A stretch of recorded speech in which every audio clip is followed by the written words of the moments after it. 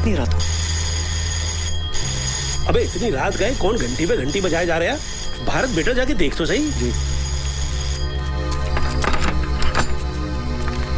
कुशवाहा, हवलदार परशुराम कुशवाहा, मे आई कम इन? आपके एरिया के थाने गुलाबगंज से आया हूँ, फिलहाल तफ्तीश पे हूँ। वैसे मैं कल सवेरे भी आ सकता था, लेकिन एसएचओ साहब ने कही कि फौरन जौहर में आ गया। भाभी जी जी। भाभी जी, एक गिलास पानी पिलाओ, गला सूख गया घंटी बजाते बजाते। चुन्नू फरिश्ता नाम का एक चोर पकड़ा है हमने, जेई नाम बताया उसने। अब 20 लठ खाने के बाद भी जब उसने अपना नाम नहीं बदला तो थाना प्रभारी ने एफआईआर में जेई नाम दर्ज कर दिया। बड़ा हरामी चोर है। कहता है कि मैं अमीरों को लूटकर गरीबों में बांट देता हूँ। जो काम सरकार नहीं कर पा रही वो साला हरामी करे दे रहा। खैर, उसके पास से एक पंखा बरामद हुआ है, टेबल फैन। उसका कहना है कि उसने ये पंखा आपके घर से चुराया है। हमारे घर से कोई पंखा चोरी नहीं हुआ साहब। शायद कोई गलतफहमी हुई है। किसे? हमें या उस चोर को? देखो भैया, कानून को कोई गलतफहमी नहीं होती है, और हमारा वादा है कि 20 लठ खाने के बाद बड़े बड़े हरिश्चंद्र की गलतफहमी दूर हो जाती है। आप पढ़े लिखे हो, समझदार हो, कानून की मदद करना आपका फर्ज है। एक बार फिर से सोच लो, आपका कोई टेबल फैन चोरी हुआ है? 10 साल पुराना, टुच्चा सा, टूटा फूटा, उमा का। धन्यवाद भाभी जी। साहब 100% हमारे घर में कोई टेबल फैन है ही नहीं। हमारे सब सीलिंग के फैन लगे हुए हैं। हाँ, सब सीलिंग है सब। कानून के सामने झूठ बोलना भी बहुत बड़ा अपराध है। मैं शराफत से आपसे आपके घर में ही पूछ रहा हूं, तो आपको मेरी बात समझ में नहीं आ रही है। अभी यही सवाल थाने बुलाकर पूछूंगा तो मेरे पूछने से पहले ही आप कबूल कर लोगे कि आपका एक पंखा नहीं, घर के सारे पंखे चोरी हो गए। साहब 2 बार बोल चुका हूँ, हमारे घर से कोई टेबल फैन चोरी नहीं हुआ है।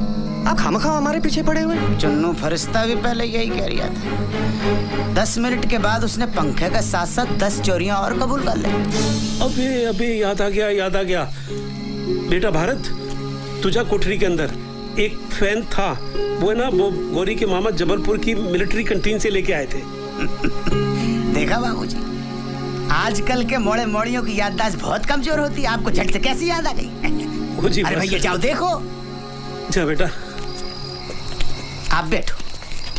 ठीक है जी। आप बैठ जाओ। आओ। 10-12 साल हो गए साहब, इस्तेमाल में नहीं था। बच्चे भूल जाते, पंखा ही तो था। अब आप तो जानते हो कि 10-12 साल में आदमी अपने आप को भूल जाता है। पंखा किस खेत की मूली है। बाबूजी, वैसे 80% अपराधी आज भी माँ बाप की वजह से पकड़े जाते हैं। देखिए, मेरा बेटा अपराधी नहीं है, और फिर अभी ये भी तो साबित नहीं हुआ है कि हमारे घर से पंखा चोरी हुआ भी है कि नहीं। लेकिन ये तो साबित हो गया है कि कोई पंखा था। उससे क्या होता है? तफ्तीश को आगे बढ़ाने में सुराग मिलता है। सुराग? क्लू। अरे भैया, मिला के नहीं मिला? कोठरी में तो नहीं है। क्या बात कर रहे हैं? ठीक से देखा कि नहीं? हमने आपसे पहले ही कही थी कि कानून को कभी गलतफहमी नहीं होती है। हमने आपसे ये भी कही थी कि चोर पे हमें पूरा भरोसा है कि वो कभी झूठ नहीं बोल सकता। चलो, जो हुआ सो हुआ। भारत बाबू, कल सवेरे 10 बजे नहा के धो के नाश्ता वास्ता करके थाने आ जाना। वहां से अदालत निकल लेंगे। आध पौन घंटे का काम है, पंखे का सुपुर्दगीनामा बन जाएगा। आपका पंखा आपको मिल जाएगा। ठीक है साहब, वो पंखा हमारे किसी काम का नहीं है। किसी काम का नहीं है तो क्या मैं ले लूं? अरे भारत बाबू, बाबूजी किसान का बेटा हूँ। 44 एकड़ की खेती है। 60,000 नगद रिश्वत देकर पुलिस में हवलदार बना हूँ। किसके लिए बना हूँ? भारत माता की सेवा कर सकूं, जनता की सेवा कर सकूं। और आप मुझे तौल रहे सड़े से, टुच्चे से, उमा फैन के साथ। गलती हो गई हवलदार साहब, शांत हो जाइए प्लीज। समझदारी से काम लो बाबूजी, कानून का मामला है।